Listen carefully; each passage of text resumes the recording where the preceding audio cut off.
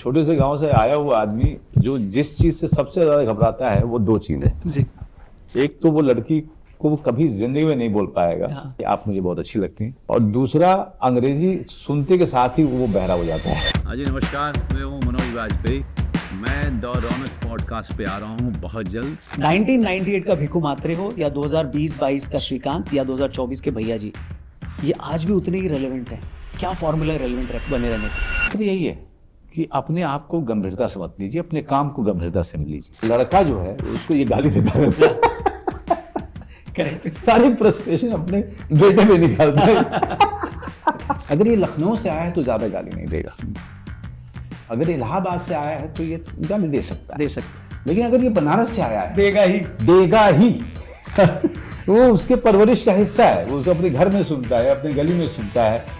तो और वहां पे गाली ऐसे दी जाती है जैसे कि आपने जो कोई वाक्य बोल दिया, फिगर ऑफ स्पीच है। हाँ फिर हाँ, और क्या फिगर खत्म करना स्टेटमेंट उसी से खत्म करना। अरे चाय ले आओ। भो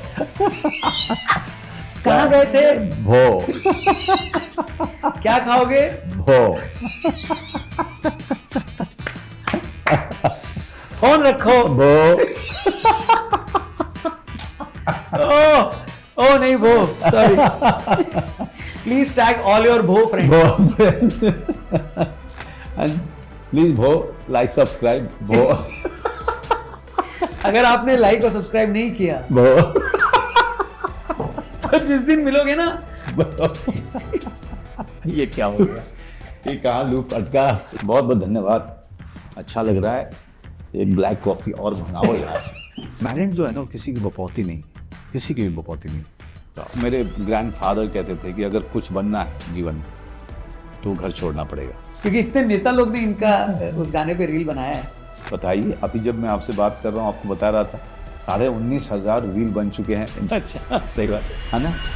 आपका नाम कंट्रोवर्सी में ज्यादा आता नहीं है, पर फिर भी आपने शाहरुख खान को विलन बोल दिया। नहीं मैंने क्या लोग ने क्या क्या करते हैं यार वो लोग, मतलब वो सच में वो क्लिक बेट लगा देते हैं। पावरफुल आदमी है, किसी को अच्छा नहीं लगेगा, किसी लड़की को नहीं अच्छा लगेगा, किसी लड़के को नहीं अच्छा लगेगा कि उसका मंगेतर अभी शादी हुई नहीं, शादी होने वाली है और वो किसी और से इश्क लड़ाना शुरू कर दे। मैं कुछ नहीं बोलूँगा। तो अगली बार जो है गाने का कुछ कार्यक्रम रखेंगे। और तुम तो वेजिटेरियन आदमी हो, है ना, तो तुम्हारे लिए दाल चावल और आलू की भुजिया और हमारे लिए मीट भात।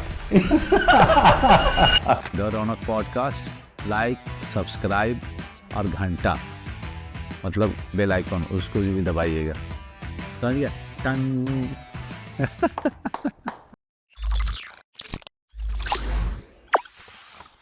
हजरात हजरात हजरात, ध्यान से सुनिए ये वाली बात।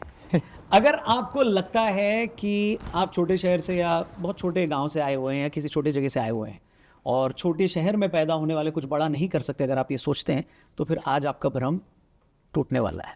अगर आपको ये लगता है कि जो आप करना चाहते हैं या कहीं आप जाना चाहते हैं वहाँ से आप अगर रिजेक्ट हो गए तो अब ज़िंदगी के सारे रास्ते आपके बंद हो गए, अगर आप ये सोचते हैं तो आज हमारे साथ जो हैं वो आपकी ये गलतफहमी भी दूर करने वाले हैं।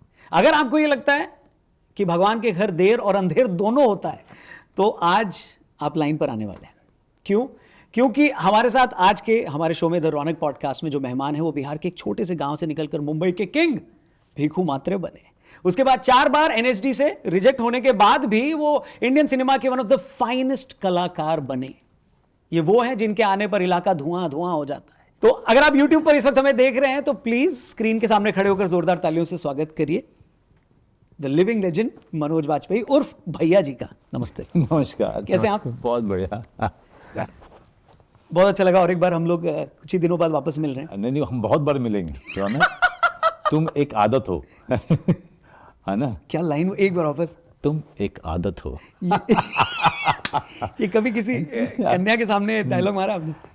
उनके सामने फट जाती, क्योंकि क्या होता था कि हम लोग जैसे आपने अपने इंट्रोडक्शन में बोला कि छोटे से गांव से आया हुआ आदमी, तो छोटे से गांव से आया हुआ आदमी जो जिस चीज़ से सबसे ज़्यादा घबराता है वो दो चीज़ें जी। एक तो वो लड़की को वो कभी जिंदगी में नहीं बोल पाएगा हाँ। कि भाई आप मुझे बहुत अच्छी लगती हैं। क्या बात है। और दूसरा अंग्रेजी सुनते के साथ ही वो बहरा हो जाता है। उसको पर व्हाट अ स्टार्ट, तुम एक आदत हो और आप भी एक आदत हैं, और आपकी you. आदत आपको अब 100वें फिल्म पर लेकर आई है, तो भैया जी के लिए तो सबसे पहले बहुत बहुत बधाई। थैंक यू और नज़दीकी हो या दूर हो, हाँ। सारे सिनेमाघरों में ये फिल्म तैयार है। जी। और इस बातचीत को अगर आप रिलीज़ के बाद देख रहे हैं तो प्लीज़ जाकर फिल्म ज़रूर देखें। फिल्म पर भी हम ज़रूर आएंगे जी। लेकिन जैसा कि मैंने शुरुआत में भूमिका और चावला दोनों बांधा, सॉरी जो चावला और भूमिका बना जो भूमिका मैंने बांधी उसके आप टोटली हकदार हैं। जी। और आपकी जो स्टोरी है वो सिर्फ एक फिल्म स्टार के नाते नहीं, एक इंसान के नाते इतने सारे लोगों को इंस्पायर करती है। जो छोटे गांव का लड़का जब आपको देखता होगा तो बोलता होगा अगर ये कर सकते हैं तो मैं भी कर सकता हूँ, और उसको वो मतलब उसके थॉट को लिबरेट करना ये अपने आप में एक बहुत बड़ी चीज़ है। और पहला सवाल मैं आपसे ये पूछना चाहूँगा कि रेलेवेंट बने रहना, इसका फॉर्मूला क्या है? क्योंकि मनोज वाजपेयी जो हैं वो 90 के दशक में जितने रेलेवेंट थे वो आज भी उतने ही रेलेवेंट हैं।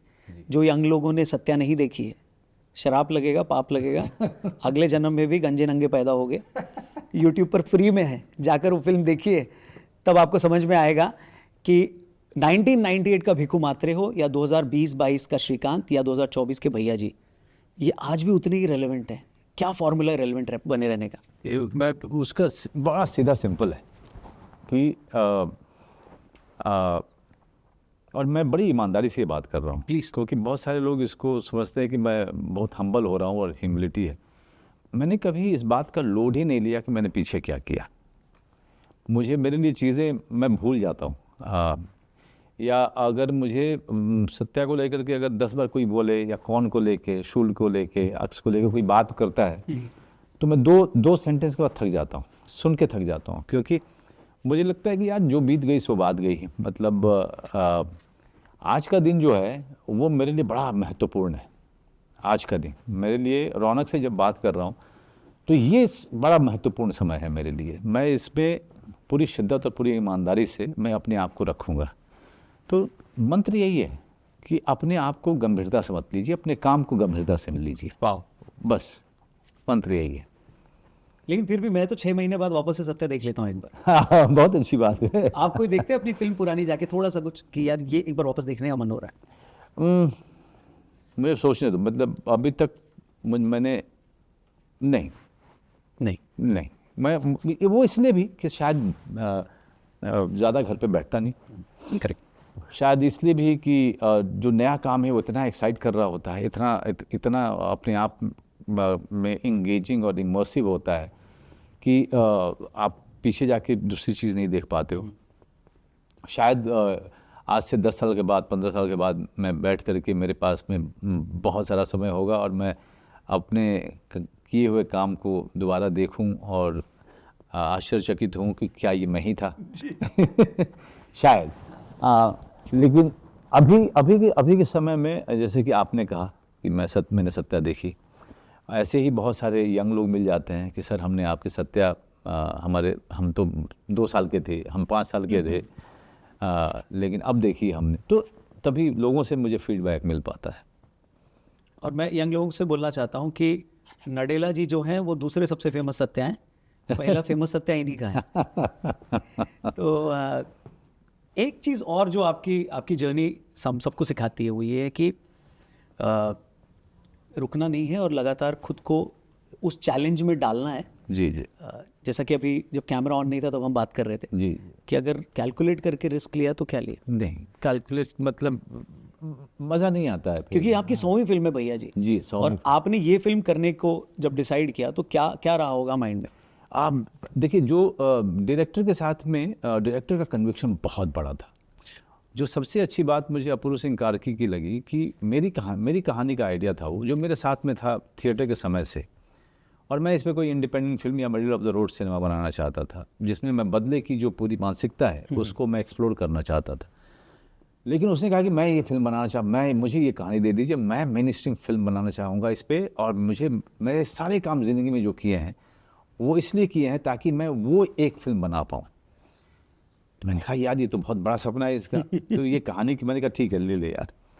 फिर उसने कहा कि सर मैं चाहता हूँ कि आप ये रोल करो। मैंने कहा नहीं, मेरी कहानी में ये एक लड़का है तो ये तुझे एक 22, 23, 24 साल का एक्टर लेना पड़ेगा। उसने कहा नहीं सर, मैं आपकी कहानी सुनते हुए मेरे दिमाग में कुछ और आइडिया आया था। तो मेरी कहानी, इससे जो मैंने अडाप्ट किया इस कहानी को, उसमें मुझे वो 45 का चाहिए वो आदमी। तो आप तो 45 के लोगों को सका, तो आप जो है ये आप कर दो जी। मैंने कहा देख, मैं तुझे किसी भी हीरो से मैं तेरा संपर्क करा दूंगा, मैं खुद व्यक्तिगत रूप से उनसे बात करूंगा और तेरी मीटिंग करा दूंगा। तो आपके दिमाग में कोई हीरो था क्या इसके? मुझे लगा शायद अक्षय कुमार कर सकता है ना। उस हम लोग के जो पीढ़ी के लोग एक्टर्स हैं वो उसको कर पाएंगे। उसने कहा नहीं सर, अक्षय सर और बाकी जितने भी स्टार्स का नाम ले रहे हो, इन सब लोगों को हमने देखा है करते हुए। नॉवेल्टी ये होगी कि मनोज बाजपेयी ये करे। बहुत जिद किया उसने, मैंने कहा ठीक है चलो करते हैं जी। लेकिन मैंने कहा कि यार मैं एक्शन में बिल्कुल उतना ट्रेंड आदमी नहीं, मैंने एक्शन किया हुआ है, लेकिन जिस तरह की एक्शन की बात तू कर रहा है वो बहुत ज़्यादा टाइम डिमांड करता है, बहुत ज़्यादा मशक्क़त डिमांड करता है। मेरे साथ में दिक्कत हो जाएगी, तुम फिर से सोच लो। उसने कहा नहीं सर, मैं इसका ख्याल रख लूँगा। उसके बाद वो लेके आता है एस विजन साहब को, जो कि मतलब टास्क मास्टर है। करेक्ट। और 98% एक्शन उन्होंने मुझसे कराए हैं, और लार्जर देन लाइफ एक्शन जो होते हैं, रियल एक्शन जिसको बोलते हैं आप। और वो भी ज़िद्दी आदमी, नहीं मुझे हीरो ही चाहिए, मुझे हीरो ही चाहिए, मैं डबल से नहीं कराऊंगा, हीरो 4 बार प्रैक्टिस करे। अच्छा। है ना। तो ये जैसे जैसे चैलेंज आते गए वैसे वैसे मैं भी जो है ना नहीं किया। फिर मैंने कहा यार मेरे हिचकने से काम तो खराब ही होगा, क्योंकि बाकी लोग इतने कमिटेड हैं जी, बाकी इतने कमिटेड फोकस्ड हैं, उनको पता हो जाएगा। जी। तो मैंने कहा कि यार लेट्स गो हेड। और रोज़ सुबह बजरंगबली का नाम लेता था मैं, हनुमान चालीसा करता था, हर शॉट के पहले मैं सारे भगवान को याद करता था कि ये वाला हो जाए, बस ये वाला हो जाए। और दूसरी बात क्या थी चैलेंज जी। कि बाकी जो बड़ी फिल्मों में ना बहुत दिन होते हैं, हमने उनके आधे से भी कम दिन में इस फिल्म की शूटिंग की। वाह। जितने पैसे बाकी लोग खर्चा करते हैं, हम उसके आधे से भी कम पैसे में हमें ये फिल्म उस लेवल की उतनी बड़ी बनानी थी। तो चैलेंज हर डिपार्टमेंट के लिए था, और मेरे लिए था कि मुझे लीडर बनना है। आई कांट बी सेइंग कि यार नहीं हो पाएगा। करेक्ट। जबकि ताकि मेरा डायरेक्टर और मेरे प्रोड्यूसर मेरा एग्जाम्पल दें बाकी यूनिट को कि तुम कैसे थक सकते हो। देख रहे हो वो आदमी कर रहा है, वो आदमी सुबह आकर के 6 बजे बैठ जाता है सेट पे। तो I didn't have a choice as a senior member also. तो मैं लगे रहे, और एक दिन की भी शूटिंग कैंसिल नहीं हुई बाय गॉड्स ग्रेस। प्लीज। सो फिल्में भी बीच बीच में आएंगे और वर्ड ऑफ विजडम भी मैं हम लोग को इस द रौनक पॉडकास्ट में लोगों को बहुत सारी चीज़ें सीखने को मिलेंगी। रिसोर्सेज का अभाव क्या ज़रूरी है आदमी को सीखने के लिए? क्योंकि आपकी जर्नी अगर हम देखते हैं तो बहुत ज़्यादा आपके पास रिसोर्सेज थे नहीं, गांव से लेकर के मुंबई पहुंचने तक में, और बीच में दिल्ली भी। तो वही सिखाता है। और जब आप सक्सेसफुल हो गए तो क्या आप सोचते हैं कि आपकी अगली जनरेशन यानी आपके बच्चे भी क्या रिसोर्सेज के अभाव को महसूस करके सीखें, या आपको लगता है नहीं अब मैं उनको कंफर्टेबल लाइफ दूंगा?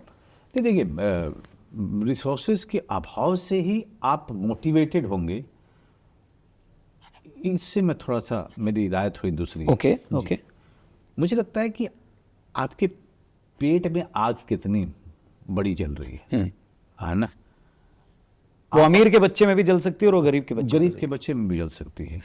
मतलब टैलेंट जो है ना वो किसी की बपौती नहीं है, किसी की भी बपौती नहीं है। वो किसी मनोज बाजपेयी के परिवार की बपौती नहीं है, या किसी और जो नामी जो फिल्म वाले हैं उनकी बपौती नहीं है। टैलेंट कहीं भी पैदा हो सकता है, और वो मोटिवेटेड हो सकता है, चाहे उसके पास रिसोर्सेज ना हो, उसके पास खाने के लिए नहीं होगा, बस में जाने के लिए किराया नहीं होगा, छत कैसे भी करके अपने सर के ऊपर छत मैनेज करेगा, जो कि हमारे केस में हुआ, और ये सारी चीज़ें हुई। तो मैं इसलिए नहीं, मैंने बहुत मेहनत की अपने क्राफ्ट पे, क्योंकि ये सारी चीज़ें नहीं थी।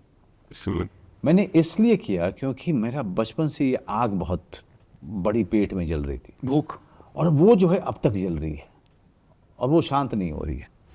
तो पहले तो रिसोर्सेज की कमी थी, आज तो नहीं है ना भगवान की दया से। तो आज मैं क्यों कर रहा हूँ? अगर आज मैं मेहनत करता हूँ, अगर जो जोरम करता हूँ, मैं बंदा करता हूँ, या गुलमोहर करता हूँ, या किलर सूप करता हूँ, मैं क्यों कर रहा हूँ? मैं उतने ही मुझे इसका गर्व है कि मैं उतनी ही अनुशासन के साथ काम करता हूँ, बहुत मेहनत करता हूँ। वो इसलिए करता हूँ क्योंकि मेरी वो जो भूख है अच्छे से रोल अच्छे तरीके से करने की, वो रिसोर्सेज पे डिपेंड नहीं कर रही है। वो एक व्यक्ति की, एक अभिनेता की भूख है, वो ज़रूरी है, ना कि रिसोर्सेज हो या ना हो। लेकिन इसीलिए जब मैं कहता हूँ कि आप छोटे गांव से हैं या छोटे शहर से हैं या गांव से हैं, आप गरीब हैं या मध्यम वर्ग के हैं या अमीर हैं, ज़रूरी है कि जब आप सपना देखें तो ये तौलें कि ये आप क्यों करना चाह रहे हैं। क्या आप मर्सिडीज़ खरीदने के लिए करना चाह रहे हो? क्या आप बहुत बड़ा अपार्टमेंट या बंगलो खरीदने के लिए कर रहे हो? या आप इसलिए कर रहे हो कि आपका बहुत नाम हो जाएगा? तो मैं कहूँगा अगर इन सब कारणों से कर रहे हो तो मत करो। अगर आपका सिर्फ एक कारण है कि अगर आपने नहीं किया तो मर जाओगे, तो करो। क्योंकि सिर्फ सक्सेस और पैसे पे डिपेंड करोगे कि इसीलिए कर रहा हूं मैं, तो बीच में बहुत गड्ढे आते हैं, बहुत गड्ढे आते हैं। बहुत गड्ढे आते हैं। और आज इंस्टाग्राम पे अगर आप देखें तो जो लोग अपनी चीज़ें लोगों से शेयर करते हैं जी या जिस चीज़ को दिखा के बाकी लोगों को मोटिवेट करते हैं, वो यही मटेरियलिस्टिक चीज़ें होती हैं। जी जो टारगेट एक टैंजिबल टारगेट होता है कि या तो घर या पैसा या 10 करोड़ में आगे 1-2 ज़ीरो और। जी तो आप कहते हैं कि वो एक लिमिटेड वे है किसी चीज़ों को देखने का। बहुत ही लिमिटेड है, वो आपको फंसा देगा। मान लीजिए नहीं हुआ तो क्या करेंगे आप? करेक्ट। तब तो आप सुसाइड कर लेंगे, आपका दिल बढ़ जाएगा, आप डिप्रेशन में चले जाओगे या गांव वापस चले जाओगे। पता चला 40 साल की उम्र में आप वापस गांव जा रहे हो। इससे बड़ा इंसल्ट क्या होगा, अपमान क्या होगा? तो ज़रूरी ये है कि मैं ईमानदार रहूं, मैं इतना ईमानदार रहूं अपने आप से कि मैं ये जांच पाऊं कि मैं ये क्यों करना चाह रहा हूं। वाह। उतनी ईमानदारी आपको खुद से रखनी पड़ेगी।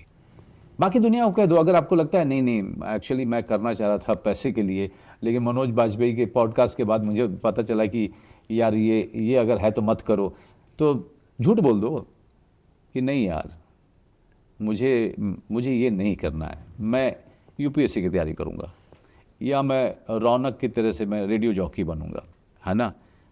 आप देखो कि आप क्या एक्चुअली आपका पैशन किस चीज़ के लिए है ना। पैशन ही तो आपको अब जिंदा रखेगा ना। रोज़ के रोज़ रेडियो के लिए काम करना, उसके लिए भी पैशन चाहिए। बिल्कुल। अब ये थोड़ी देखेंगे कि अच्छा रेडियो के हो जाते हैं तो करीब इतने का जो है चेक आ जाता है और इतना जो है उसमें से कटेगा, और लेकिन अरे यार बहुत बढ़िया है उसके लिए करने जा रहे हैं आप रेडियो की। That's a wrong approach boss. यहाँ लाइफ का सवाल है। So do whatever your heart tells you to do, whatever you are passionate about. रोज़ सुबह जाना है भाई काम पे। अगर सिर्फ चेक के लिए जाना है तो आप वो काम छोड़ दोगे,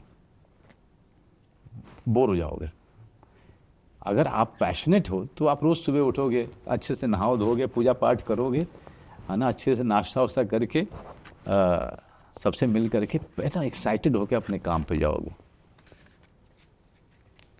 वेरी इंपॉर्टेंट मैसेज। गांव का जिक्र किया आपने जी। आपका गांव कैसा था? आपका गांव सपोर्टिव था, पंचायती था, गॉसिप करता था? बहुत ज़्यादा, मतलब सारे गांव गॉसिप करते हैं। मैं तो कहता हूँ अगर गांव की राजनीति में आपने महारत हासिल कर ली तो फिर केंद्र की राजनीति कुछ भी नहीं है ना। क्योंकि गांव छोटा होता है, हर घर हर बच्चे को जानता है, हर बूढ़े को जानता है, हर बुजुर्ग को जानता है, हर आदमी को जानता है, हर सदस्य को जानता है। और वहाँ पे सबसे बना के रखना और फिर उसके पीछे उसकी बुराई भी करते हैं आप। इतने नज़दीक में सब चल रहा होता है। तो गांव तो ऐसा ही है कि जब इसीलिए मैंने कभी बताया नहीं था कि मैं अभिनेता बनना चाहता हूँ, कभी नहीं बोला मैंने। मुझे ये बात पता महसूस हो गई थी कि भाई अगर मैंने बताया तो ये लोग या बहुत बुराई करेंगे, मेरी हंसेंगे, मेरे पिताजी पे प्रेशर आएगा, माँ के ऊपर प्रेशर आएगा, फिर वो लोग मुझे जाने नहीं देंगे, मुझे डिस्करेज करेंगे। तो मैंने कहा कि बताते नहीं।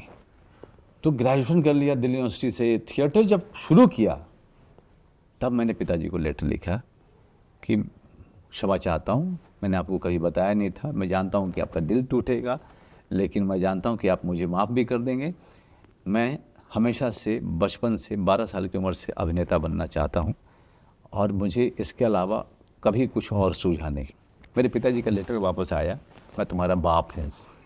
मुझे हमेशा से पता था कि तुम अभिनेता बनना चाहते हो। ये कितनी बड़ी बात है कि उन्होंने भी ये रिवील नहीं होने दिया कि मुझे पता है। कितनी बड़ी जी ताकत और कितनी बड़ी स्ट्रेंथ है, वरना आधे लोग तो वहीं टूट जाते हैं जी। कि घर वालों को कन्विंस करते रहो। नहीं, मेरे पिताजी बहुत ही डेमोक्रेटिक आदमी थे। उन्होंने कहा कि भाई देखो, मैं 6 बच्चे, मैं चाहता हूँ कि सबके सब ग्रेजुएट बने और मेरी कोई ख्वाहिश नहीं है, अपने बच्चों से कोई अपेक्षाएं नहीं है, लेकिन हाँ ग्रेजुएशन के बाद आप लोग अपना अपना देख लीजिए, क्योंकि 6 के 6 का मैं कहाँ से देख पाऊँगा। So that was a clarity that he has always given to us. और क्लैरिटी से याद है, जो नाम भी था वो मनोज कुमार के ऊपर ही था क्या? ये सही है? सही है। मनोज कुमार जी बहुत पॉपुलर न सिर्फ स्टार थे बल्कि बहुत पॉपुलर डायरेक्टर भी थे। तो ज़्यादा किसको पसंद है, पिताजी को या माता जी? मेरे पिताजी, मेरी माता को भी मनोज कुमार साहब बहुत पसंद थे, लेकिन मेरे पिताजी फिल्म बफ थे। अच्छा। हाँ, फिल्मों की बड़ी जानकारी रखते थे। अपने समय में मोतीलाल के बहुत बड़े भक्त और दिलीप कुमार साहब के बहुत बड़े भक्त, 2 एक्टर तो उनको बहुत ही अच्छे लगते थे और सारी फिल्मों की जानकारी। तो बाबूजी ने जो है अपने कॉलेज डेज में बहुत फिल्में देखी, लेकिन जब हॉस्टल में हम लोग पढ़ते थे डिस्ट्रिक्ट टाउन में, तो जब ये लोग आते थे हमसे मिलने के लिए या डॉक्टर को दिखाने के लिए, तो हमें हॉस्टल से निकाल के लाते थे और 2 फिल्म दिखा देते थे। अच्छा। एक दिन एक फिल्म, दूसरे दिन दूसरी फिल्म। अच्छा जी। ये बहुत बढ़िया। पर्सनल ग्रोथ के लिए घर से दूर रहना, घर से दूर रहने की तपस्या करना, ये ज़रूरी है क्या? हमारी सबसे ज़रूरी चीज़ है कि आप पूरी तरीके से परिवार की अपेक्षाओं से दूर चले जाइए। विकास तो तभी होगा आपका। मेरे ग्रैंडफादर कहते थे कि अगर कुछ बनना है जीवन में तो घर छोड़ना पड़ेगा। वो लाइन मुझे हमेशा मेरे जहन में रही कि अगर कुछ बनना है तो आपको घर छोड़ना पड़ेगा। और मेरे सारे भाई बहनों जिन ने छोड़ा, उसके बाद मेरे भतीजियों ने जिन लोगों ने घर छोड़ा, वो कहीं ना कहीं किसी मुकाम पे पहुँचे। तो ज़रूरी है कि आप दूर रह कर के आपको पता चलता है कि आप कितने पानी में हैं, कितना ख्याल रख सकते हैं आप अपना, और कितना ख्याल रख सकते हैं आप अपने जुनून का, अपने पैशन का, अपने ग्रोथ का। आपको अपना ग्रोथ तब साफ साफ दिखना शुरू होता है, आपको अपने वीकनेस साफ साफ दिखनी शुरू होती है जब आप परिवार से दूर होते हो। ठीक। अब मुंबई आना आसान है या अब भी उतना ही डिफिकल्ट है एक न्यू कमर के लिए? बहुत डिफिकल्ट है, अभी भी ठीक। बहुत डिफिकल्ट है। देखिए, नए लड़के मिलते होंगे आपसे बहुत सारे मिलते हैं और बहुतों को देख के दुख भी होता है, क्योंकि अब इतने अनुभव के बाद आपको पता भी चल जाता है 5 मिनट 10 मिनट बात करके कि ये कहाँ खड़ा है। और तो आप उनको ऑनेस्ट ओपिनियन देते हो कि भाई चला जा? मैं ये नहीं बोलता हूँ कभी भी, क्योंकि किसी के एक होता है कि मुगालता है उसका अपने को लेकर के, लेकिन सब सिर्फ इतना बोलता हूँ मैं उनसे हमेशा कि यार अगर आप छोड़ छाड़ के आए हो तो कम से कम ईमानदार रहो। क्या कितनी मेहनत करते हो, क्या करते हो, है ना? और दिन में 10 बार सोचो कि क्या तुमको ये करना चाहिए कि नहीं करना चाहिए, ये तुम्हारे ऊपर है। तो ये मैं बोलता हूँ। तो जैसे एक बड़ा भाई राय दे सकता है, मैं उसी तरीके से बात करता हूँ उनसे, क्योंकि मैं जानता हूँ कि ये आज नहीं तो ये 5 साल बाद चला जाएगा। और कुछ एक दिखते हैं जो लगता है हाँ इनमें बात है, इनको रहना चाहिए यहाँ पर और इनको लगातार कोशिश करनी चाहिए। और भैया जी में भी एक लड़का है अमरिंदर, बढ़िया एक्टर है, उसको जोरम में एक्टिंग करते हुए देखा था मैंने, और मेरे ही इलाके का है। अच्छा। देख के लग गया, मतलब उसको काम करते हुए देख के लगा कि अरे बहुत ही इसमें बात है इस लड़के में। दिल्ली या मुंबई, क्योंकि एक जगह आपने सीखा दूसरी जगह आपने इम्प्लीमेंट किया, जी, ज़्यादा कनेक्ट किस जगह से करते हैं आप? किस जगह से करता? हाँ, देखिए मैं तो 18.5 साल की उम्र में दिल्ली आया था। तो दिल्ली हर बार जब आता हूँ तो ऐसा लगता है जैसे घर जा रहा हूँ। तो वो फॉर्मेटिव ईयर्स थे मेरे, और यहाँ पे लर्निंग मेरी हुई। दिल्ली उस समय में, दिल्ली में जानने वाले मेरे बहुत ही ना के बराबर थे। तो जो भी कुनबा बना वो मेरा बनाया हुआ था, चाहे वो कॉलेज के दोस्त, चाहे वो थिएटर में जितने भी दोस्त यार बने, तो वो मेरा बनाया हुआ था। और यहाँ की हर गली, हर चौराहे से एक याद जुड़ी हुई है उन सालों की। तो जबकि मुंबई जब मैं गया तो एक मैं full fledged grown up man था, और मैं एक प्रोफेशनल था पूरे तरीके से। मैं एक स्टूडेंट के तौर पे नहीं गया था, मैं एक प्रोफेशनल के तौर पे गया था मुंबई। तो मुंबई हमेशा काम की नगरी रही मेरे लिए, और ये जो है मेरे लिए ये दूसरा घर है। हाँ जी एनएसडी में आप कई बार रिजेक्ट हुए। जी। रिजेक्शन हैंडल करना आज की पीढ़ी को उतना अच्छे तरीके से नहीं आता है। आपके लाइफ में भी एक ऐसा दौर आया था जब जी। आपने एक एक्सट्रीम कदम उठाने की जी। भी कोशिश या फिर एटलीस्ट सोचा था। हाँ, तो रिजेक्शन हैंडल कैसे करना चाहिए, क्योंकि अब आप बता सकते हैं कि रिजेक्शन हैंडल कैसे करना चाहिए। उस जी। टाइम शायद आपको किसी ने बताया होगा। मुझे कि पहली बार जब हुआ था तो मैं थोड़ा हिल गया था। मेरे लिए वो ऑप्शन बी ना मैं कभी रखा ही नहीं, आज तक नहीं रखता हूँ ऑप्शन बी। मुझे हमेशा लगता रहा यार ऑप्शन बी रखूँगा ना तो ऑप्शन जो ए है उस पर मैं पूरा फोकस नहीं रहूँगा, क्योंकि मुझे हमेशा लगता रहेगा अच्छा ये नहीं होगा तो वो, तो उसका डर मुझे हमेशा लगा रहा। इसके कारण ऑप्शन बी नहीं बनाया। अब वो ऑप्शन ए था एनएसडी मेरे लिए, और पहली बार में ही नहीं हुआ। तो मैंने ये नहीं सोचा था कि भाई इसके अगर ये नहीं हुआ तो मैं थिएटर शुरू कर लूँगा बाहर में। तो बाहर का जो एरिया था और ज़िंदगी थी वो मैंने कभी तलाशी ही नहीं थी। मैं पूरा कॉन्फिडेंट था कि मैं एनएसडी में जा रहा हूँ, क्योंकि मैंने 3 साल दिए हैं थिएटर को, और बहुत थिएटर किया है, और उसके साथ साथ पढ़ाई भी कर ली है मैंने, ग्रेजुएट भी हो गया हूँ। और जब नहीं हुआ तो एकदम से लगा जैसे कि सब कुछ टूट गया। 15-20 दिन मेरे लिए बहुत मुश्किल थे, लेकिन जैसे ही मुझे मंडी हाउस मैंने जाना शुरू किया और लोग मिलने लगे और मैं लोगों से परिचय बढ़ाना शुरू किया, तब मुझे लगा नहीं अब काम करते हैं। बहुत दुख मना लिया, बहुत डिप्रेशन में गया, अब काम पे लग जाते हैं, अगले साल की तैयारी करते हैं। अगले साल की तैयारी के लिए ज़रूरी है कि मैं बाहर बहुत ज़्यादा थिएटर करूं। संभव थिएटर ग्रुप था, उसमें सारे एनएसडी एलुमनाई ने मिल करके बनाया था वो ग्रुप, बहुत ही बड़ा ग्रुप था। तो उनकी तरफ से एक थिएटर वर्कशॉप शुरू कर रहे थे वो लोग, 1 साल का, और एवरीडे वर्कशॉप था। तो वो ले रहे थे 2500 रुपये, और मैं 2500 रुपये बहुत बड़ी बात थी उस समय में। जिसके पास आप 5 रुपये नहीं है उससे कहो 2500 रुपये। तो मेरे दोस्तों ने कुछ पैसे दिए और मैंने उनको दे दिए। मैंने 364 दिन उसको अटेंड किया था रौनक। 364 days of workshop I have attended. इतना बड़ा अटेंडेंस किसी का नहीं था। एक दिन अटेंड इसलिए नहीं कर पाया था क्योंकि एक दिन वो कैंसिल भी हुआ था, बहुत बारिश हुई थी, तो मैं निकल ही नहीं पाया था घर से, अपने कमरे से। वो मेरी तैयारी थी दूसरी बार के अटेम्प्ट के लिए, एनएसडी के लिए। लेकिन हो क्या रहा था कि हर बार जब मैं अटेम्प्ट लेने वाला होता था, उसके पहले मैं बहुत थिएटर कर चुका होता था। तब तक एक साख बनती जा रही थी बाहर में मेरी एज एन एक्टर। तो हर साल जो है जब मैं जाता था तो मैं बेहतर एक्टर, बेहतर क्रेडिबिलिटी के साथ जाता था नेशनल स्कूल ऑफ ड्रामा में अप्लाई करने के लिए। That has help me quite a lot. Rejection का सबसे बड़ा की ये है कि कैसे हैंडल करें। वो उसके बाद तो मुझे आदत पड़ गई, मतलब दूसरी बार में नहीं हुआ तो कोई बात नहीं, बाहर में तो मैं बहुत मज़ा आ रहा है मुझे, क्योंकि मैंने पूरा का पूरा जो सिस्टम था एनएसडी के अंदर का और डिसिप्लिन, उस पर मैंने रिसर्च कर लिया था, लोगों से पूछ करके उनकी लाइब्रेरी जाके कि क्या क्या पढ़ाया जाता है, क्या क्या चीज़ों पर जोर देते हैं। तो मैंने बाहर में वो टीचर एक्सप्लोर कर लिए थे जिनके पास मैं समय बिताऊंगा, उनसे वो सीखूंगा। तो एनएसडी के एलुमनाई ही जो डायरेक्टर्स होते थे, जो बाहर बैठ के चाय पीते थे, मैं उनके साथ जाके बैठ जाता था कि सर ये वाला बता दीजिए, ये करा दीजिए, इसको मैं कैसे करूं। या किसी का वर्कशॉप हो रहा है तो उनको जाके अटेंड कर लिया, या कोई नाटक कर रहा है तो मैं उनके साथ नाटक करने लगा। तो I have created NSD with in me with that discipline. तो इंस्टीट्यूट मैं जा तो नहीं पाया, लेकिन इंस्टीट्यूट मैंने क्रिएट किया अपने आसपास में। फिर मैं उनकी लाइब्रेरी को मैंने जितना यूज़ किया, शायद ही उनके स्टूडेंट उतना यूज़ करते होंगे। तो हर तरीके से मैं बाहर में एक तरीके से एक इंस्टीट्यूट में ही काम कर रहा था, लेकिन हाँ एक इमारत नहीं थी जी, वो मैं ही स्टूडेंट था उसका और मैं ही गाइड था उसका।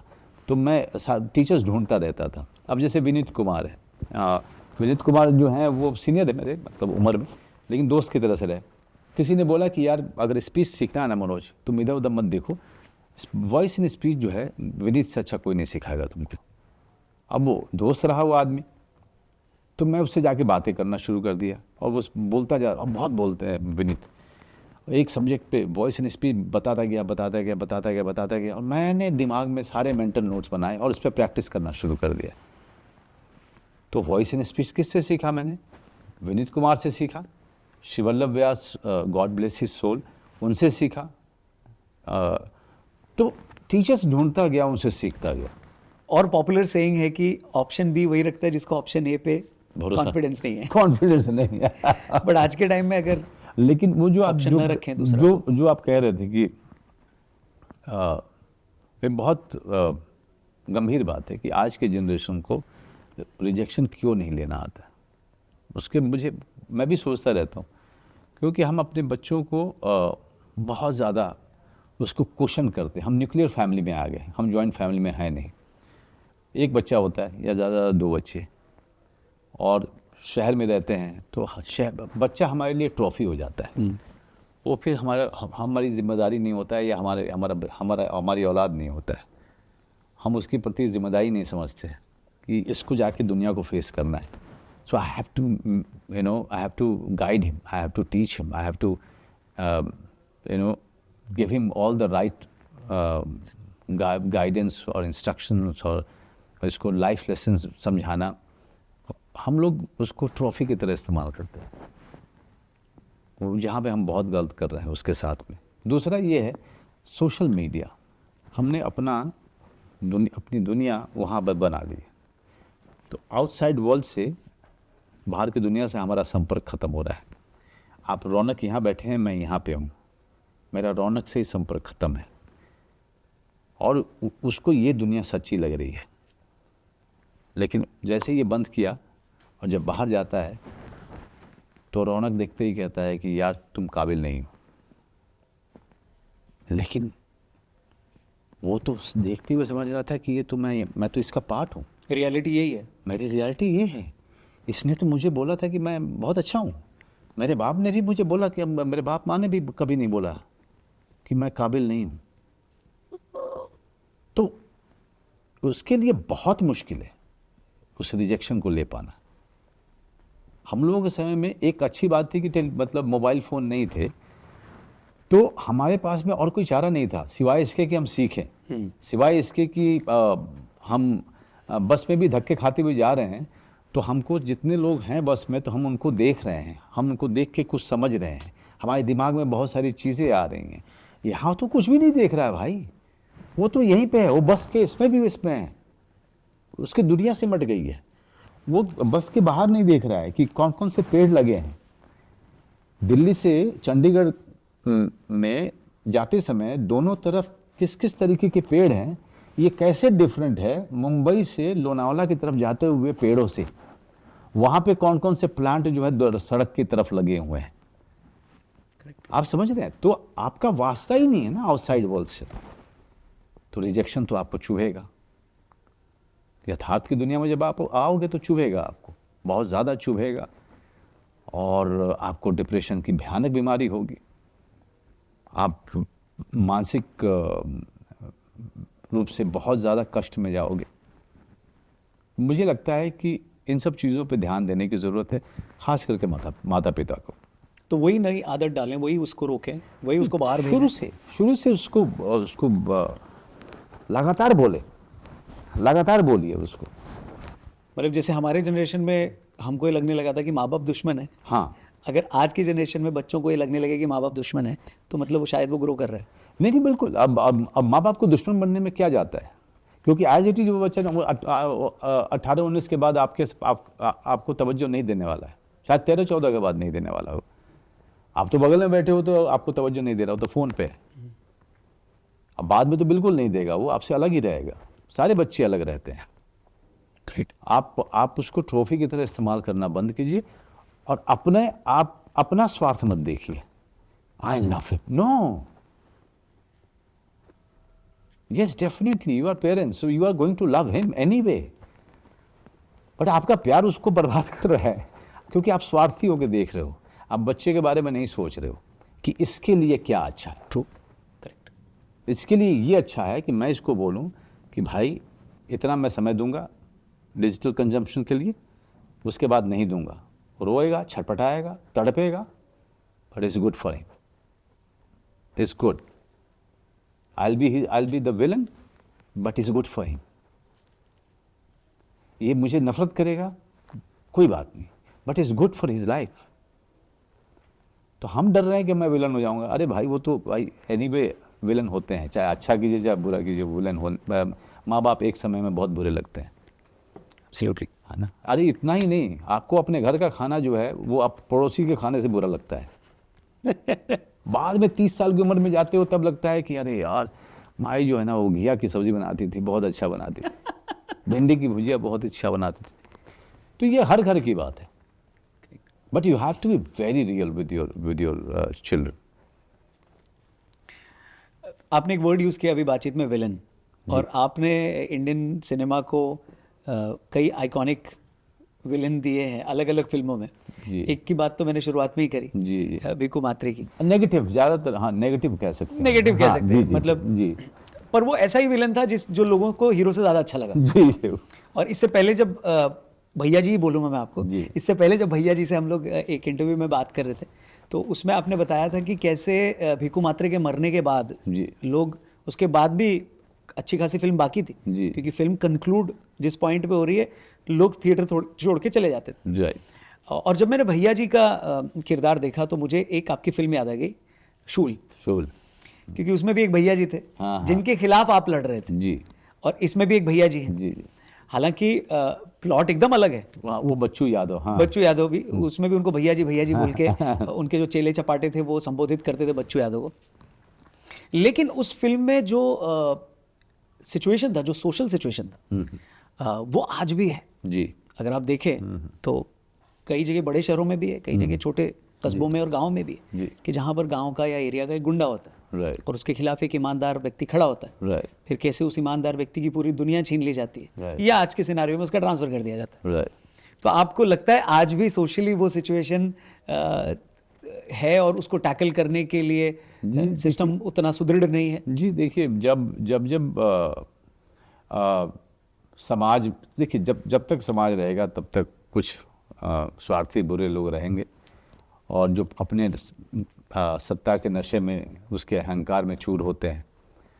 और जब ऐसे लोग होंगे तो वहाँ पर कुछ लोग ऐसे भी होंगे जो उस पावर को चैलेंज करेंगे, है ना। लेकिन इस वाले भैया जी के सिनारियों में हमारे जो भैया जी हैं, जिनका नाम रामचरण है, रामचरण भैया जी क्या है कि एक समय पे ये हुआ करते थे गुंडई में, और काफ़ी नाम था, मतलब उनको रॉबिन हुड का बाप भी कहते थे। और लेकिन समाज का कल्याण में भी लगे रहते थे, तो सब लोग इनको प्यार भी करते थे, इनके इलाके के लोग। लेकिन थे ये बहुत बड़े खतरनाक आदमी, भौकाली। लेकिन बाप से इन्होंने वादा किया था कि ये सब छोड़ देंगे, और उसके बाद कभी नहीं किया इन्होंने। लेकिन कुछ होता है ना कि आप किसी ने अपने पूरे बुरे पास्ट को, भूतकाल को हटा दिया है, अब आप उसको लगातार खोद रहे हो, तो उसका जो पुराना पास्ट है वो वापस आ सकता है, हमेशा याद रखना चाहिए। तो इस फिल्म में वही होता है कि जहाँ पर भैया जी को अब एक कदम उठाना पड़ेगा अपने परिवार को न्याय दिलाने के लिए। ठीक, आपकी 100वीं फिल्म है ये, कितने एक्साइटेड हैं आप? बहुत ज़्यादा, क्योंकि मुझे नहीं पता था। ये अपूर्व सिंह कार्की ने मुझे बोला एक दिन, अच्छा, कि सर आपको पता है भैया जी आपकी 100वीं फिल्म हो सकती है, अगर साइलेंस जो है हमसे पहले आ जाए तो। अच्छा। तो मैंने कहा पता नहीं यार, वो तो Z5 की फिल्म है, और उनको तो आप कभी डिक्टेट नहीं कर सकते हो। तो उसने कहा सर कैसे भी अगर ये हो गई ना भैया जी, तो हम लोग जो है चिल्ला के बोलेंगे कि आपकी 100वीं प्रोजेक्ट है, क्योंकि आप बाहरी आदमी हो, और बाहरी आदमी ने 30 साल का सफ़र किया और 100 प्रोजेक्ट किए। Amazing, super, seriously. Thank you Manoj ji, you are an institution, no doubt. Thank you. और ये जब मैं बोल रहा हूँ तो मेरे को गूज़बम्स आ रहे हैं, क्योंकि एक होता है स्टार, एक होता है कलाकार, और एक होता है वो व्यक्ति जिससे आप सबसे ज़्यादा रिलेट करते हैं। जी जी, तो मुझे लगता है इंडियन सिनेमा में आप सबसे रिलेटेबल एक्टर। थैंक यू, बहुत बहुत धन्यवाद, अच्छा लग रहा है। एक ब्लैक कॉफ़ी और मंगाओ यार। प्लीज। पर 1994 में जो बैंडेड क्वीन में मनोज वाजपेयी थे और अब 2024 में भैया जी में जो मनोज वाजपेयी है, उसमें क्या बदला है? अब वो तरीका आ चुका है कि अपनी ऊर्जा को कैसे मैं संचालित करूं, कितना कैसे खर्च करूं। मैं ऐसे ही अन्यथा इधर उधर ना खर्च करूं। पहले का मनोज वाजपेयी के पास में जो ऊर्जा हुआ मतलब ऐसी ही थी, वो ज़्यादा मतलब जवान था, और लेकिन मुझे पता ही नहीं होता था कि मैं उस ऊर्जा का क्या करूं, कि मैं एक फायर बॉल हुआ करता था, इधर से उधर इधर से उधर, मैं कभी एक जगह पे कभी टिकता ही नहीं था। और उस दौरान मैं सिगरेट भी पीता था, तो एक सिगरेट बाद दूसरी सिगरेट, दूसरी के बाद तीसरी, मतलब इतना ज़्यादा अंदर में मुझे जो है मेरी ऊर्जा भरी रहती थी कि बैठता भी नहीं था। अगर जैसे मैं आपके साथ बैठा हूँ, उस दौरान मैं इंटरव्यू भी देता था तो मैं अंदर से मैं थक जाता था बैठ के। मुझे लगता था कि यार चल के क्यों नहीं इंटरव्यू हो सकता है। अभी कह सकते हैं कि अनुभव भी आपको बहुत ज़्यादा वाइज बनाता है, और अनुभव ही सिखाता है कि कहाँ पर कितनी ऊर्जा देने की ज़रूरत है। यहाँ पर मेरा वहीं पे विकास हुआ है मेरा। बाकी मैं उसी बच्चे की तरह से हूँ, बाकी दिल अभी भी गांव में है। बाकी मैं आप कहें उसी तरह का अपने माँ बाप का बेटा हूँ। ये अलग बात है कि माँ बाप नहीं है, लेकिन मैं उसी तरह का भाई हूँ। और मैं अपनी बेटी के साथ, बेटी मेरी दोस्त है, और उसी तरह का पति भी हूँ, उसी तरह का बाप भी हूँ। मतलब एक बच्चा नादान है ना, बेटी भी डांटती है मुझे।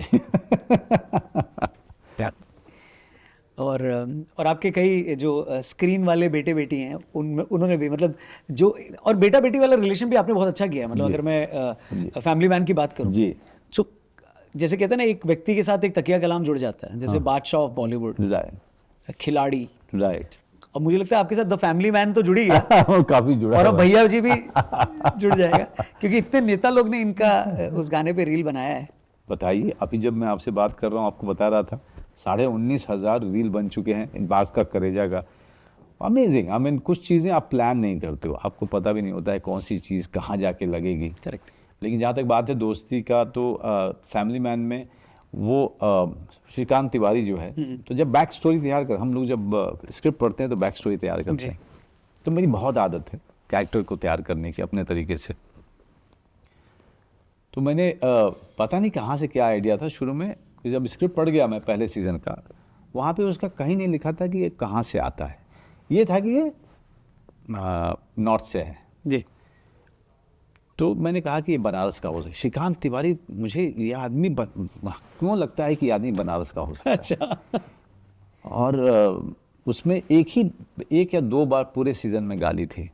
तो मैंने उनसे बोला, यार ये गाली जो है ना, तभी जस्टिफाइड होगा जब हम ये बता सकें कि ये कहाँ से आया है। अच्छा, सही बात है ना। अगर ये लखनऊ से आया है तो ज़्यादा गाली नहीं देगा, अगर इलाहाबाद से आया है तो ये गाली दे सकता है, दे सकता है, लेकिन अगर ये बनारस से आया है देगा ही।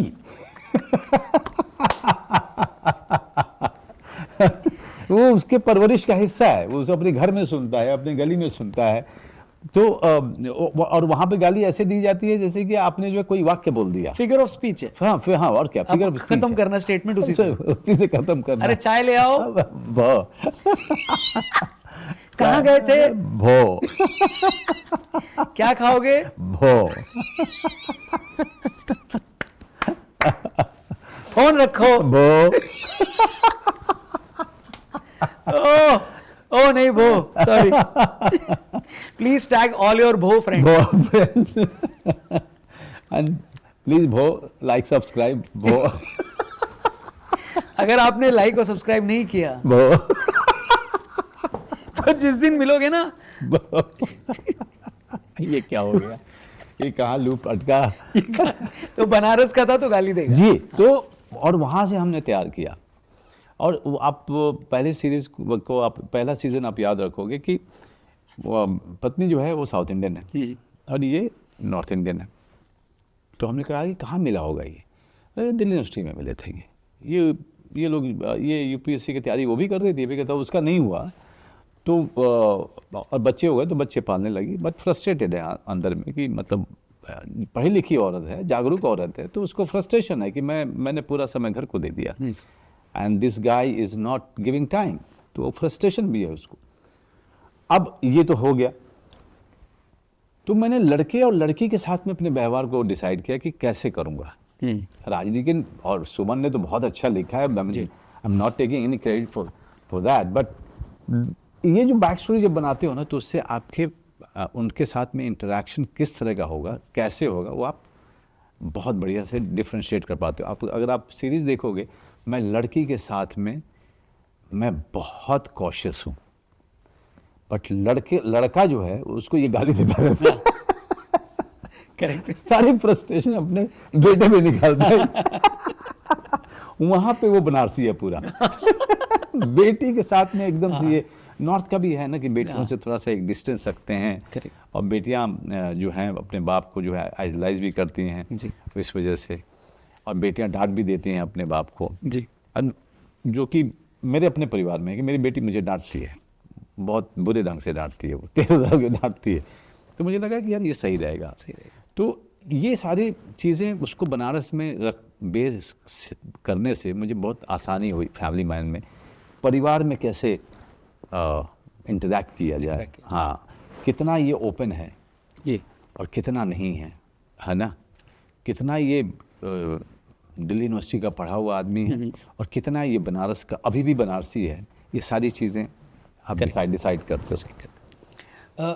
आपकी फैमिली की, आपकी पर्सनल लाइफ की बहुत सारी चीज़ें जनरली बाहर नहीं आती मीडिया में, ये कॉन्शियस अटेम्प्ट है? मतलब नहीं, कोई कॉन्शियस अटेम्प्ट नहीं है। My wife is very private, लेकिन मीडिया में जब अभी देखिए अभी आई हैं एज ए प्रोड्यूसर ऑफ, हाँ भैया जी, और बेटी जो है हॉस्टल चली गई, तो अब पूरे खुल के पार्टिसिपेट भी करती हैं प्रोडक्शन में जी। और जहाँ तक बात है एक्टर की, तो स्क्रिप्ट पढ़ रही हैं, उनका पूरा फोकस है कि चाहे लेंथ कोई भी हो, लेकिन मैं राइट रोल चाहती हूँ टू कम बैक, तो उस पर ध्यान दे रही हैं। लेकिन मीनवाइल वो प्रोड्यूसर हैं, फुल फ्लेजेड प्रोड्यूसर हैं, तो जब मैं यहाँ पे हूँ फिल्म प्रमोट कर रहा हूँ, तो वो बाकी जो सारे प्रोजेक्ट्स हैं उसको सेटअप करना, ये सब पे लगातार ऑफिस में काम कर रही हैं। और कैसा रहा उनका experience as a producer? Very good, but you know we are all learning, हम सब लोगों के लिए एक लर्निंग है ये। और हमारा जो पार्टनर है विक्रम खक्कर, वो एक सीजन प्रोड्यूसर है, तो वो उससे हम बहुत सारी चीज़ों को सीखते हैं। बहुत सारी चीज़ें भैया जी की भी लर्निंग रही हैं जो अभी तक चल रही है। तो ये भैया प्रोडक्शन अपने आप में बहुत मैमथ टास्क है, लेकिन हाँ अगर 3 लोग हैं हम लोग तो साथ में लेके चल रहे हैं। परफेक्ट। एज अ पेरेंट आप कैसे हो? आप टाइम दे पाते हो? नहीं टाइम नहीं, अभी हाल फिलहाल में कुछ 1-1.5-2 साल से तो बिल्कुल नहीं, क्योंकि ज़िंदगी ने इतना व्यस्त कर दिया। But you no sometime I mostly think that my family understand कि यार एक बंदे को काम अच्छे मिल रहे हैं, और उससे तो आपको कोई स्क्रिप्ट 6 महीने के बाद जाके अच्छी लगती है। यहाँ तो मतलब 6 दिन में आपको एक अच्छी स्क्रिप्ट आ जाती है, और आपको लगता है कि यार ये करना चाहिए, बिकॉज OTT के कारण चॉइसेस बहुत बढ़ गए, है ना, तो अच्छी स्क्रिप्ट कभी भी आ जाती है। नाउ आपके पास तो डेट्स उतने ही हैं, तो आप अपने आप को ओवर कमिट कर देते हो।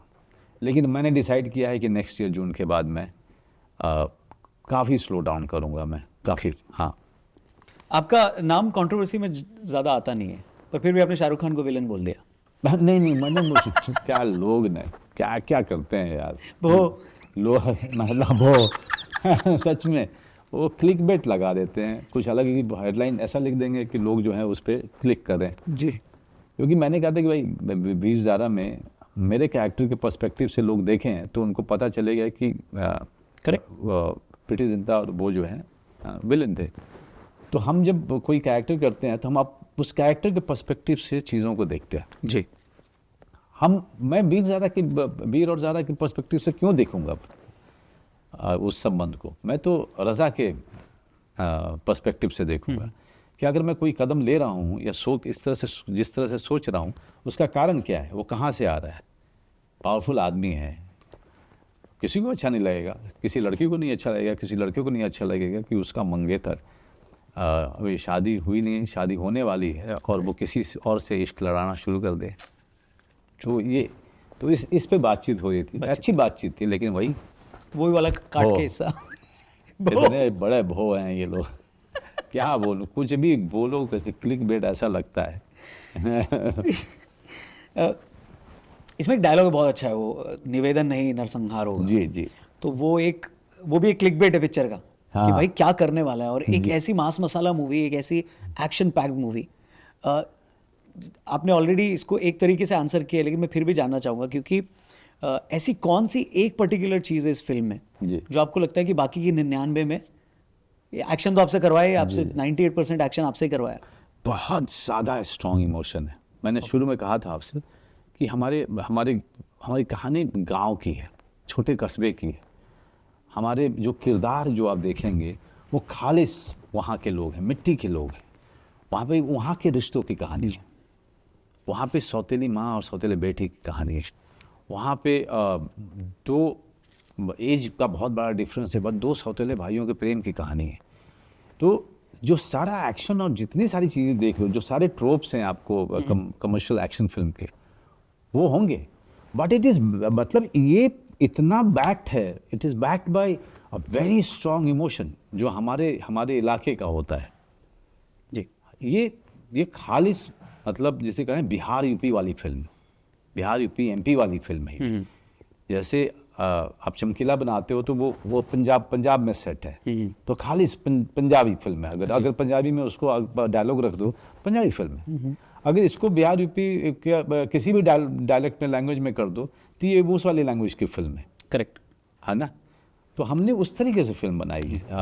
अब जैसे तेलुगु तमिल फिल्में बनती हैं, जो वहाँ की मेन स्ट्रीम फिल्में बनती हैं, उनकी लैंग्वेज बनती है, उनके कल्चरली एकदम रूटेड होता है, उनके रिश्ते, उनके आपस के संवाद वो वैसे ही होते हैं जैसा उधर के लोग आपस में रखते हैं।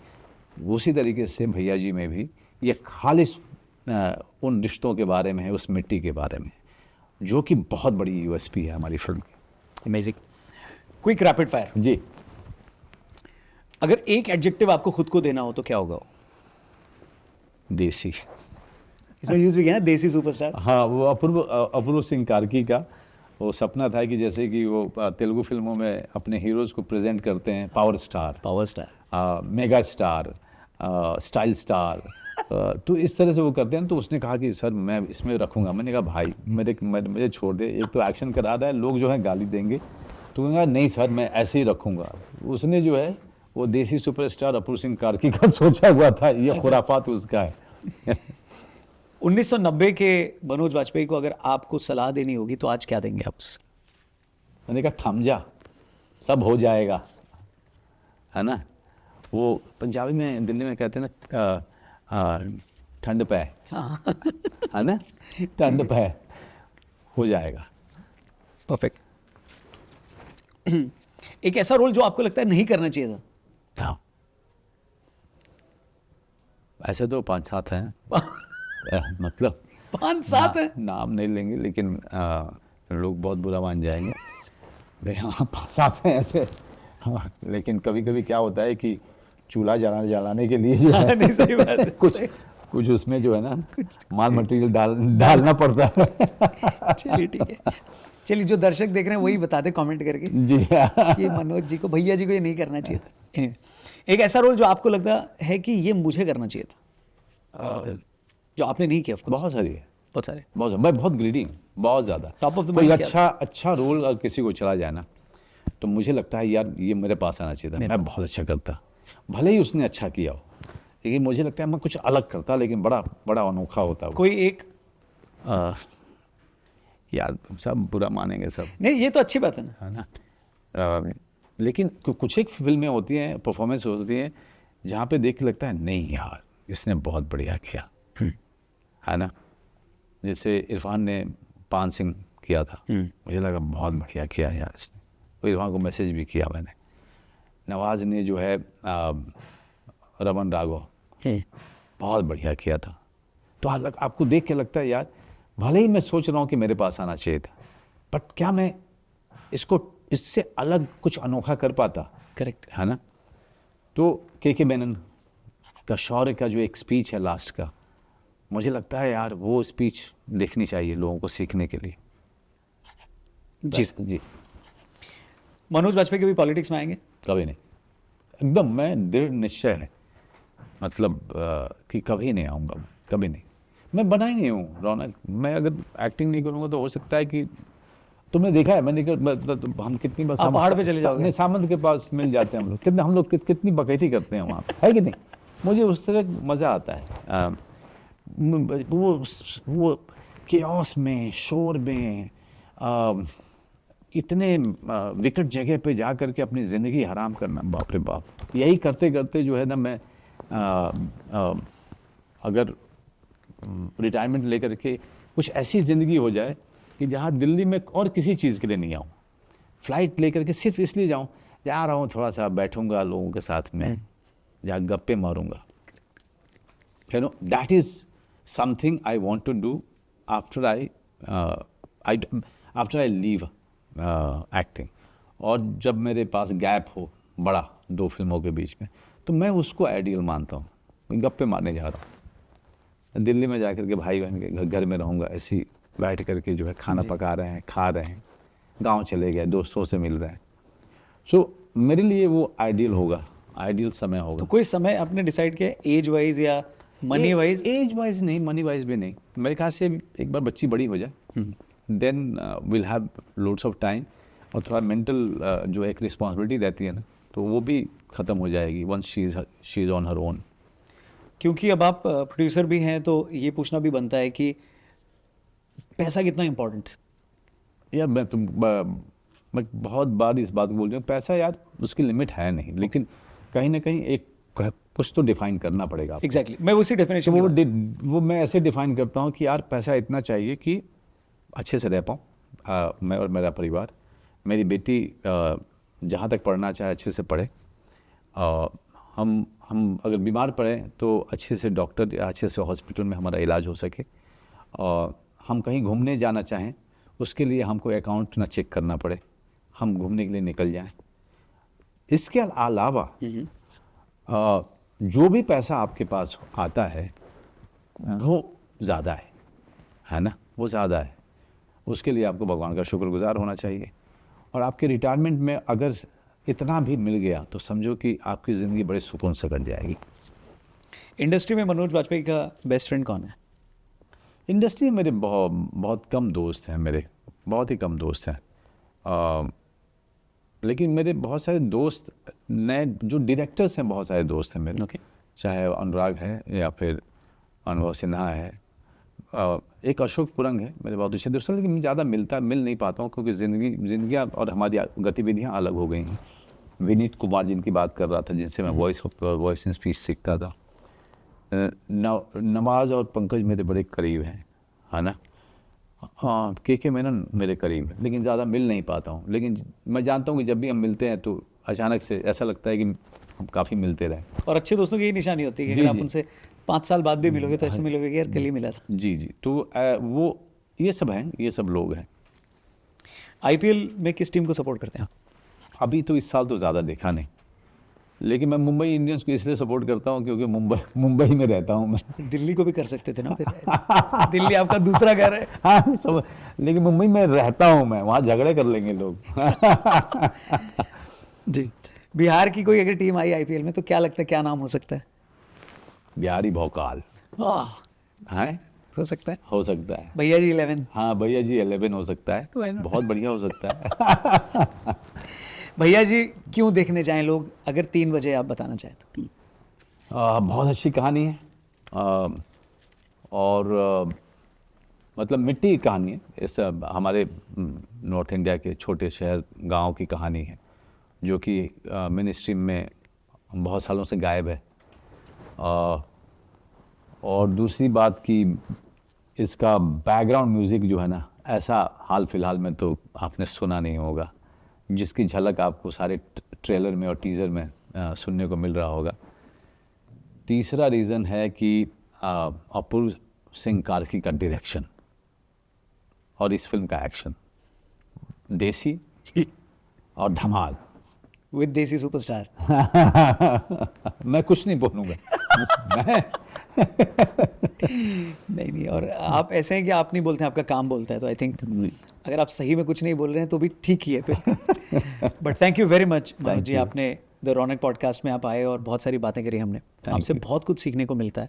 और आई थिंक जाते जाते मैं जितने भी यंगस्टर्स हैं, प्लीज़ इस पॉडकास्ट को और भी यंग लोगों से ज़रूर शेयर करें, क्योंकि इसमें फेलियर को कैसे टैकल करना है, फेम को कैसे हैंडल करना है, पैशन को फॉलो करते हुए अपनी राइट कॉलिंग को कैसे पहचानना है, ये सारा कुछ आपको मनोज बाजपेयी जी बता चुके हैं।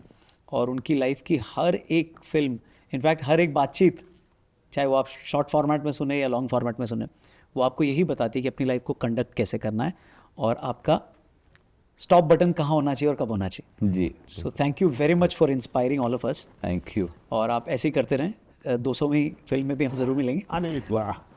और बीच में भी मिलते रहेंगे। वो तो मिलेंगे जी। वो तो हम ऐसे भी काफ़ी, हम लोग दिल्ली आते हैं तो मिल ही जाते हैं बिल्कुल। अपने कुछ कॉमन फ्रेंड्स की जगह पे। तो अगली बार जो है गाने का कुछ कार्यक्रम रखेंगे। और तुम तो वेजिटेरियन आदमी हो, है ना, तो तुम्हारे लिए दाल चावल और आलू की भुजिया और हमारे लिए मीट भात। Thank you very much once thank you. Please भैया जी देखने ज़रूर जाएं। और मैं तो बोलता हूँ अगर दिल्ली में आप हैं तो प्लीज़ मेरठ जाएं, नज़दीकी नहीं, दूर दूर के सिनेमाघरों में जाएं। जी। और सिंगल स्क्रीन में मेरे को लगता है इसका जो मज़ा आएगा, जी जी। क्योंकि जैसे जब ज़्यादा पैसे वाला आदमी 500 या 1000 या 350 का टिकट लेके देखता है ना, तो एकदम सोफिस्टिकेटेड होके बैठता है। मैं कहूँगा कि सारे के सारे जो जितने भी जो लोग अपने दोस्तों के साथ जा रहे हैं वो सिंगल स्क्रीन पर जाइए। वहाँ पे विसल बजाएंगे, कोई जज नहीं करेगा आप। बिल्कुल, बिल्कुल। वहाँ पे अपने कमी शर्ट फाड़ोगे तो भी कोई जज नहीं करेगा, लेकिन उसमें शर्त एक ही है कि एक एक्स्ट्रा शर्ट लेके जाना, क्योंकि मैं जानता हूँ कि आप फाड़ने वाले हो शर्ट। और एक्स्ट्रा शर्ट इसलिए लेके जाना क्योंकि आप थिएटर में तो शर्ट फाड़ दोगे, फिर जब आप बाहर आओगे तो और पुलिस आपको देखेगी तो वो उल्टा लती आएगी। हाँ। Thank you very much. Thank you. Thank you. All the best. Thank you.